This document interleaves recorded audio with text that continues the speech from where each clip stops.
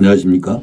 한반도 항공전략 연구원 이사장 손봉선입니다. 오늘은 북한 러시아의 대량 무기 판매 위기 조성이라는 제목을 가지고 방송을 시작하겠습니다. 국정원은 이달 초 서울 서초구 국정원에서 비공개로 진행된 국회 정보위원회 국정감사에서 북한이 러시아에 2달 이상 사용 가능한 양으로 분석되는 상당량의 무기를 지원했다고 보고했습니다. 이는 우크라이나와 전쟁 중인 러시아에 100만 불 이상의 포탄을 제공한 것으로 파악하고 있다고 밝혔습니다.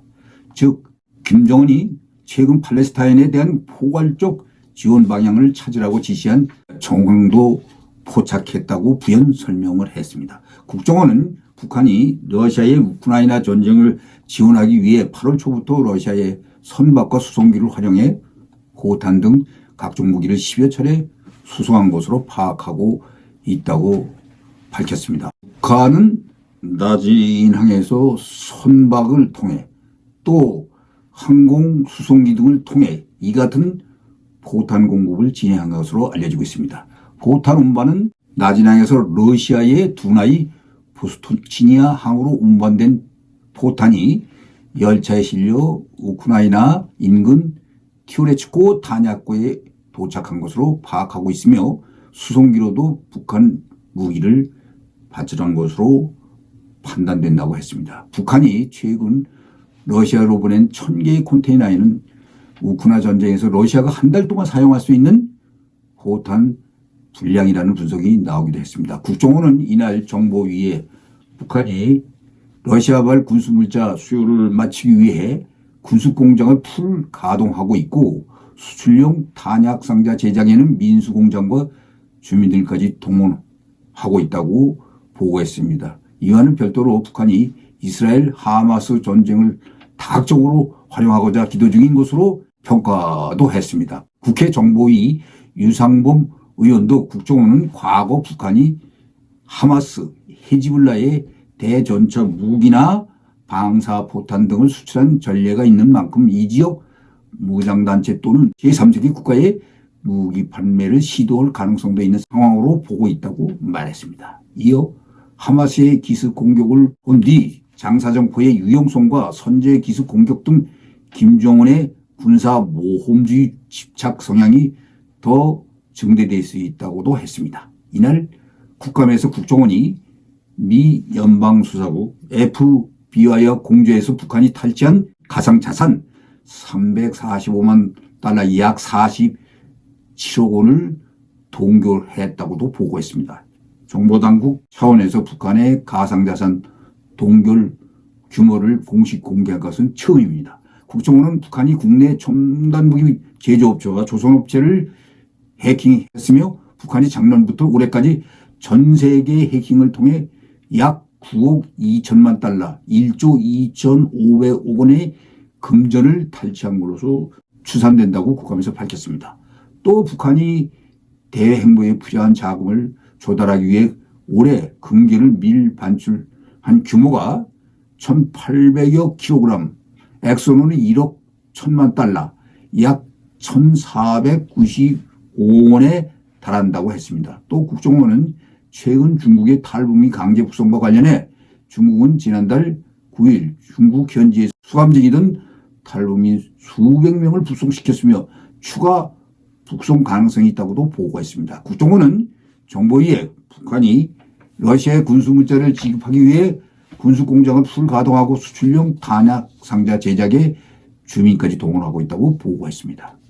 또 북한은 전술핵을 동원한 전면전 연습도 진행하고 있는 것으로 알려지고 있습니다. 국정원은 김정은이 전군 지휘훈련과 전술 타격 훈련을 병합 실시하고 전술 재래식 전력 통합 운영을 상정한 전면전 연습을 벌이고 있다면서 9월 전술핵 공격 전투함을 지휘하는 등 핵 인질 전략을 구체화하고 있다고 보고했습니다. 북한의 군사정찰 위성 3차 발사도 임박해지고 있다고 했습니다. 군사정찰 위성 3차 발사와 관련해서 10월 달에 할 것이라고 김정은이 공언했던 발사일이 미뤄지는 가운데 최근 엔진과 발사장치 점검 등 막바지 준비에 한창인 것으로 파악하고 있다고 국정원은 보고하였습니다. 특히 러시아에서 기술 자금을 받은 것으로 보이는데 성공 확률이 높아질 가능성을 예측하고 있습니다. 최근 자유아시아 방송 RFA는 컨테이너를 선적했다는 보고가 있다며 각 컨테이너에 300 내지 500개의 포탄이 들어갈 수 있기에 북한이 러시아에 30만 내지 50만 개의 포탄을 제공했을 수 있다고도 보도했습니다. 미국 에스토니아 방위군 엔트카비셀크 대령은 보고서에서 러시아가 현재 하루에 1만 발의 포탄을 소비하는 비율로 계산한다면 최대 한 달 동안 사용할 수 있는 분량이라며 러시아에 아직 400만 발의 포탄이 남아있기에 최소 1년 동안 저강도 전쟁에 사용할 수 있다고 분석했습니다.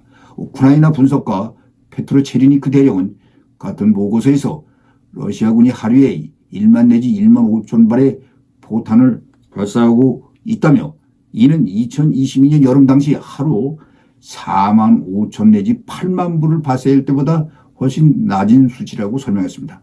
북한이 러시아에 추가로 포탄을 전달할 가능성이 크다며 러시아의 국내 포탄 생산과 북한으로부터의 포탄 수입 증가로 인해 2024년에는 우크라이나를 상대로 충분한 화력을 유지할 수 있을 것이라고 전망했습니다.